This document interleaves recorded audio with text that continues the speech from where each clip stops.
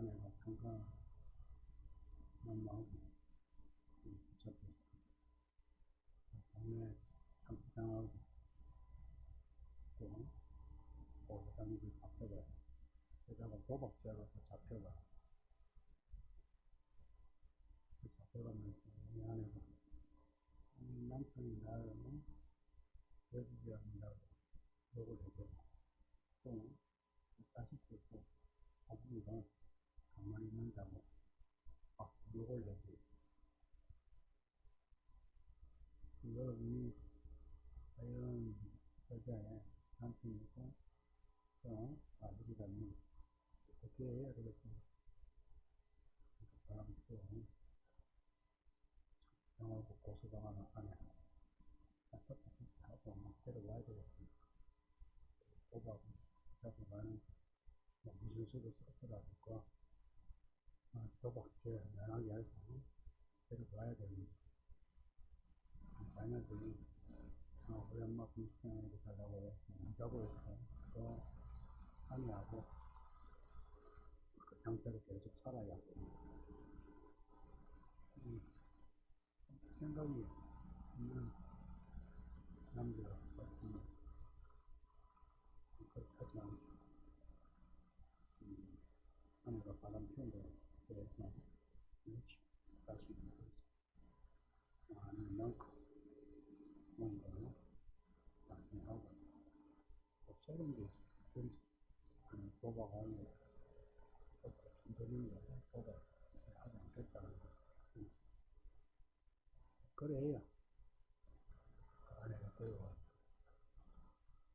그 아내가 너무 욕을 하고 또 자녀들이 양보를 해주면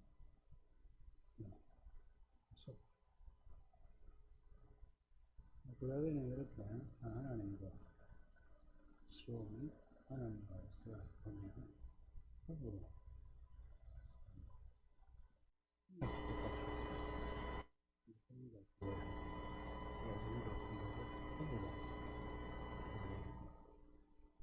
관계가 언약 관계고 그리고 사랑하는 관계라 해서 하나님의 신앙이고 시온이 이스라엘인데 또 교회가 무슨 말씀인지 이런 내용이 하나님은 남편이고 또한 아버지인데 하나님과 자기 시온이 문제가 있는 그 시온에 사람들 그들도 자녀가 이들도 문제가 많아요. 문제가 많아서 하나님이 이들을 다루시는데 시온의 자녀들이 불평이 많거든요. 1절에 보면 내가 너희의 어미 시온을 연장을 써서 쫓아내느냐? 아니다. 하나님이 먼저 쫓아낸 게 아니다. 이스라엘은 남자여자 교환하는데 못된 남편은 트집 잡아가지고 마누라를 쫓아내는 그런 게 아니다. 또 내가 너희를 새 지역에 팔아넘겼느냐? 내가 우리 공에서 너희를 팔아넘겼느냐? 아니다. 너희 어미가 쫓겨나고 너희가 팔린 것은 너희의 죄악과 배역 때문이다. 그 이유를 두 가지로 말씀합니다. 죄악과 배역이다. 그 시온의 자녀, 그들이 죄악을 행하고 배역했기 때문에 이 죄악은 부정한 부패하고 싸악한, 불법하고 좀 달라요. 불법, 법을 어기다는 그런 단어가 따로 있고, 단어는 부당한, 썩어버린, 싸악한 이런 행실, 그리고 배역은 그거는 이제 배신하는 겁니다. 대들고 반역하는 것. 이번에 축구 사태에는 그 밑에 사람이 그 국가 대표 질서, 룰 막 어기고 막 대든 그거 이제 그런 겁니다. 시온이 시온의 사람들이 이렇게 무너지고 혹은 쫓겨나가는 것, 이런 죄악과 개혁 때문이다. 이유가 이제 분명해요. 이게 이사야가 730년에서 680년 정도 활동을 했다. 정확한 시기는 몰라요. 근데 586년에 남유다가 망했어요. 그러니까 한 100년 지나가지고 진짜 이대로 된 거야. 100년. 100년이 짧아요, 길어요. 근데 우리는 이제 지나고 나니까 과거로 보니까 짧은 것 같죠. 길어요. 제가 우리나라에 대해서 여러분에게 몇 마디 예언을 하면 여러분 들으면 뭐라 생각해요? 곧 그래서 1, 2년 사이 안 일어나면 어떻게 해요? 아니네, 이런 거예요. 100년 뒤에. 그리고 또 이 예언이 뒤에 700년 뒤에, 그리고 또 그 뒤에 2000년 뒤에 이루어지는 예언이다. 이 예언이 중첩이에요, 중첩. 100년 뒤에 바벨론에 의해서 진짜 그렇게 되었어. 예언한 거는 최소였고 실제 겪어보니까 무시무시한 일이었어요. 시온, 이 시온은 예루살렘입니다. 시온 산이에요. 산 이름이 시온 산입니다. 여기 이제 다윗 성이 되었어요. 그래서 그 시온 산이 의미심장한 거예요.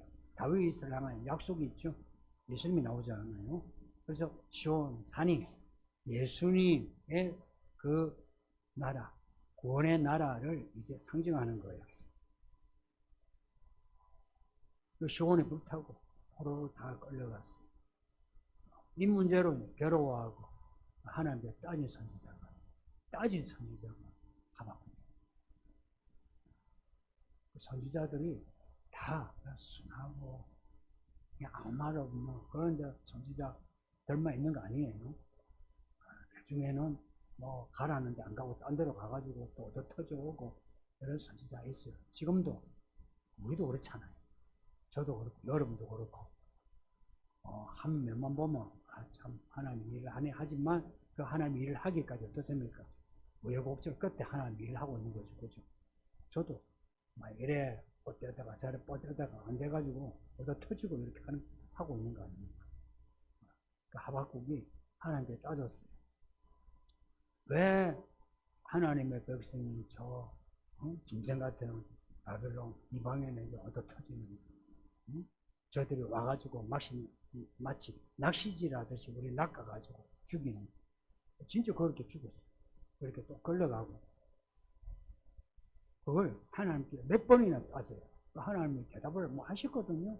근데 그 대답이 마음에 차지 않아. 이제 끝에서요. 이제 하나님이 하신 말씀이 먼저 팡 터뜨린 말씀이 의인은 믿음으로 살아. 이 말씀 하신 거예요. 하박국이 그 말씀에 뭔가 답답한 게 팍 터지면서 의인은 믿음으로 살아. 그러니까 내가 이해가 되고 안 되고 이게 아니고 하나님이 하신 말씀, 하나님이 하신 일을 그대로 받아들이는 거예요. 그리고는 그 다음에 하박국이 이제 기도하는 거예요. 앞에서는 이스라엘을 향한 그 하나님의 예언, 왜 그렇게 하시냐고 따지다가 그 다음에는 이제 기도하는 게 하나님 이 일이 소년에 이루어지게 하소서. 다만 불쌍히 여겨주세요. 그 마음 이해됩니까? 진짜 믿으면 우리가 맞아 죽어도 다 빼앗겨도 하나님의 뜻이 이루어지는 게 그게 부흥입니다.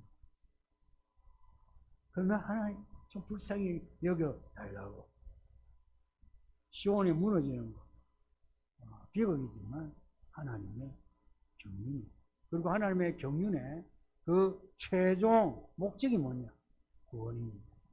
우리를 구원하기 위해서 우리 이 과정에서 우리를 이리 굴리고 저리 굴려가지고 우리를 정신 차리게 하고 바꾸게 하고 엎드리게 하고 순종하게 하는 겁니다. 만일에 우리가 기도하는 거 원하는 거 다 해줬으면 우리가 어떻게 할 것 같아요? 이제 우리가 알아서 믿어요. 알아서 믿어. 엎드리지 않아. 내가 뭐 믿고 싶은 건 믿기 싫은 건 안 믿어. 하고 싶은 건 하고 하기 싫은 건 안 하게 돼요. 그게 뭐냐? 시온에 바람 피고 도박하고 똑같은 겁니다. 우상을 섬기고 돈에 대한 탐욕 때문에 거짓말도 하고 도둑질도 하고 빼앗고. 근데 하나님이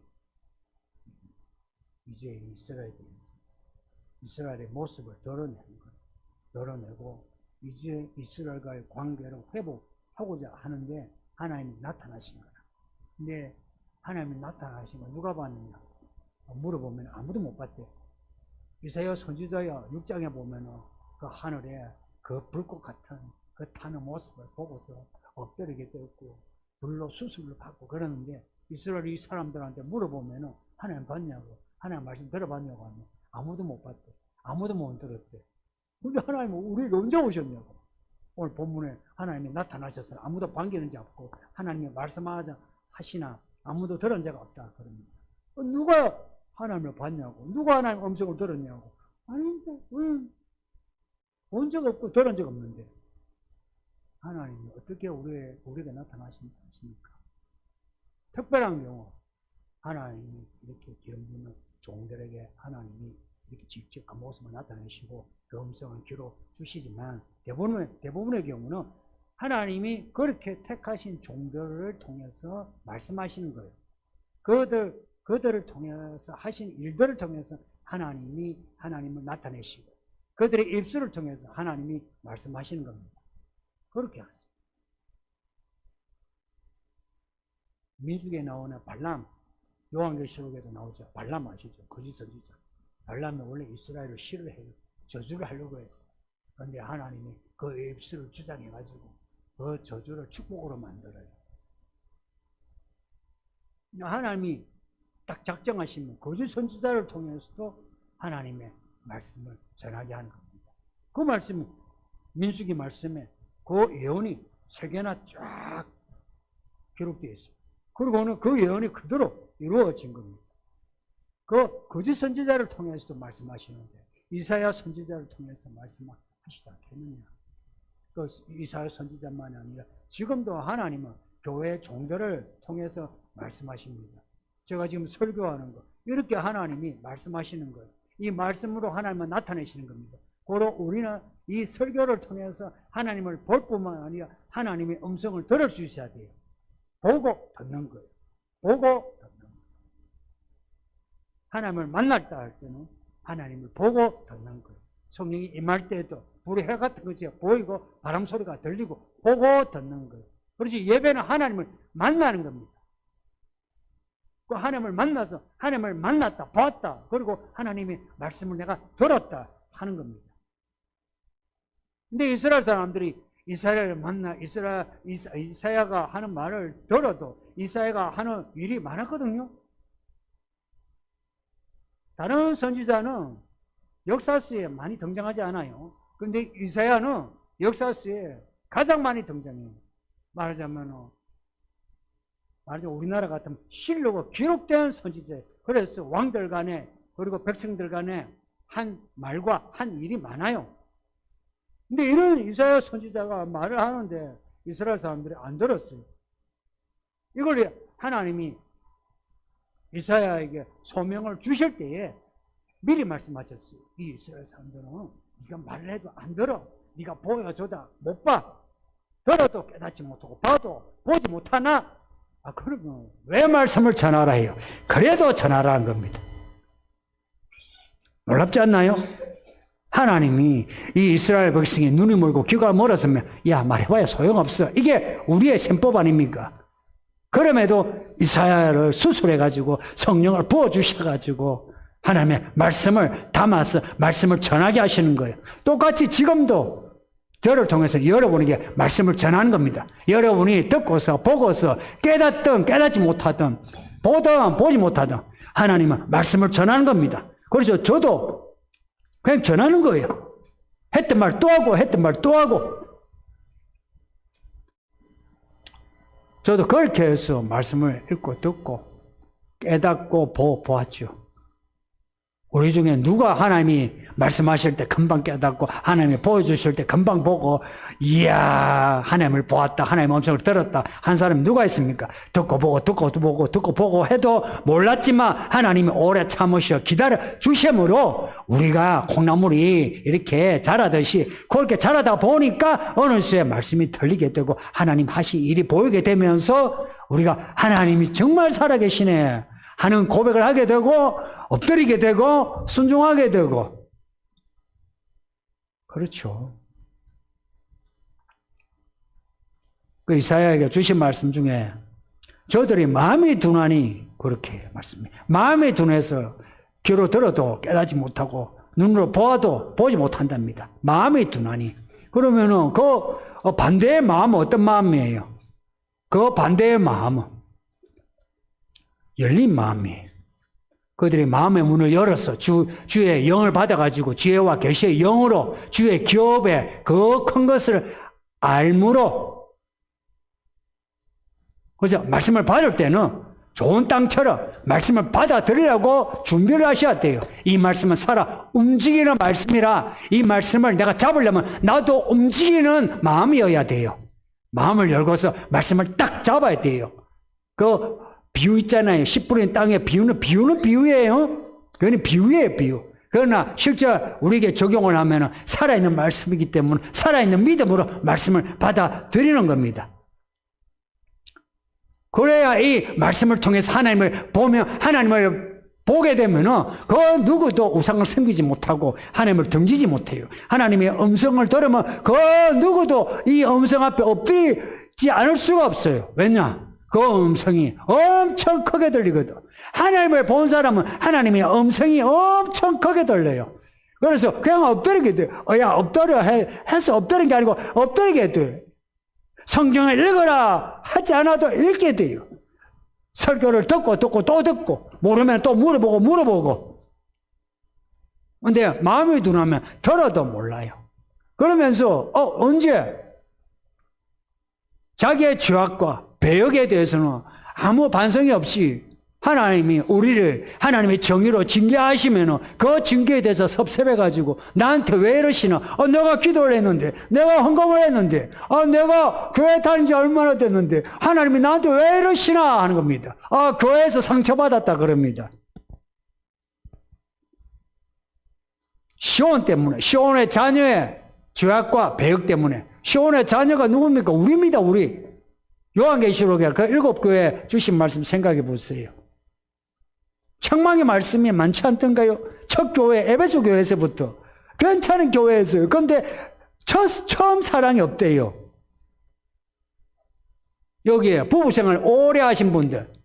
처음 사랑 가지고 시비를 겁니까? 안 걸죠? 다 포기하고 뭘 합니까? 그냥 뭐 정으로 살지. 그러지.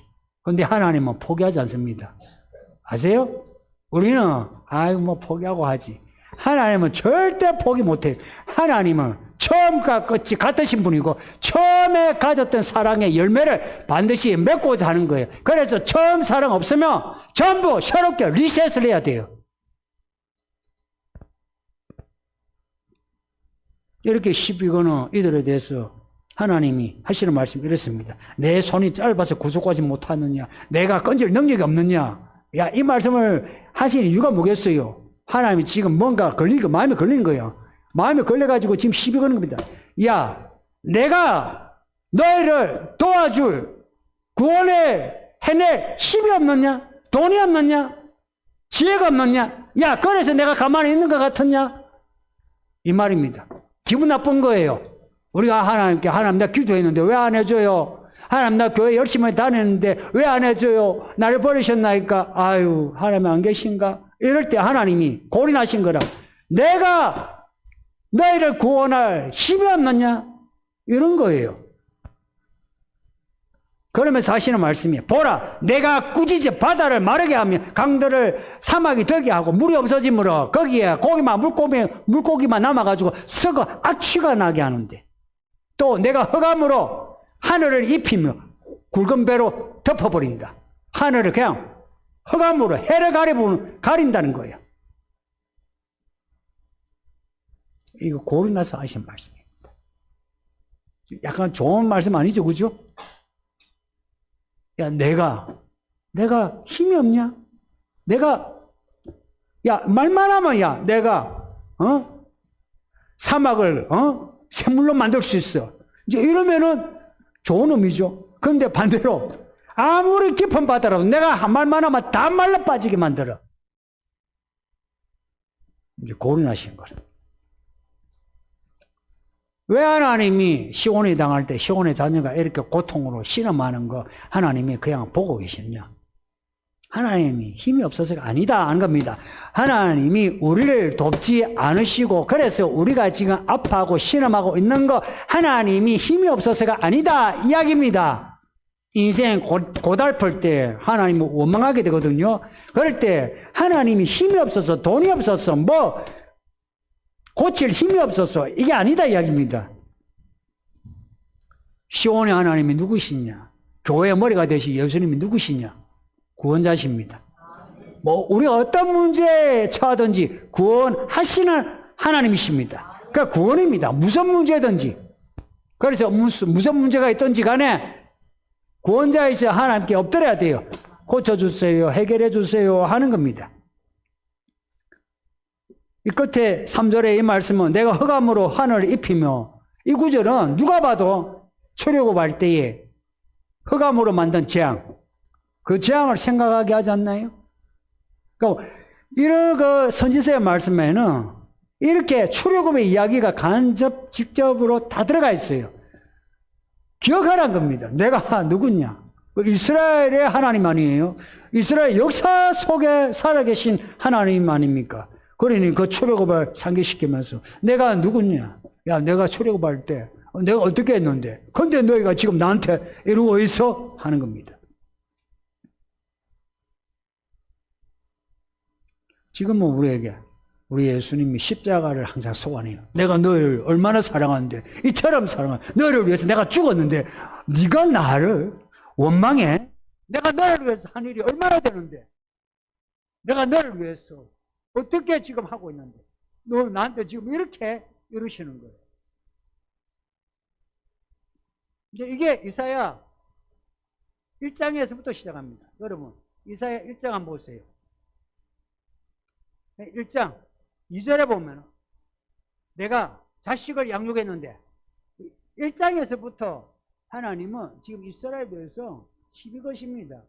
내가 자식을 양육했는데 자식들이 나를 거역하였다. 그 다음 3절에 보세요. 소도 임자를 알고 나귀도 임자를 알고 개도 고양이도 임자를 아는데 너희는 나를 알지 못한다. 이스라엘의 아버지가 하나님이신데 이들은 알지 못한다. 그리고 4절에서 슬프다 범죄한 나라여 허물 가득한 백성이다. 그들이 하나님을 버리고 하나님을 가벼이 여겼다. 하나님을 버리고 하나님을 가벼이 여겼다는 겁니다. 하나님을 버리고 하나님을 가벼이 여겼다. 버릴 뿐만 아니라 하나님을 우습게 보는 겁니다. 교회를 우습게 보는 겁니다. 지금의 성도들은. 그런 말씀이에요.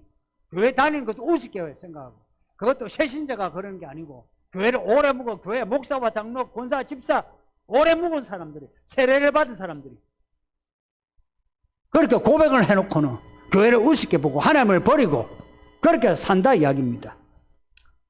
그런 이스라엘에 대해서 교회 성도인 우리에 대해서 하시는 말씀이 그 뒤에 18절에 보면은 오라 우리가 서로 변론하자. 너희 죄가 좋은 것 같을지라도 눈과 같이 휘어질 거다. 이게 무슨 말씀입니까?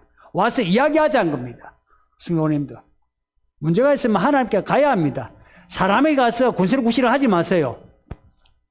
사람에게 가서 뭐라 뒷담을 하지 마라 말입니다. 하나님에게 하세요.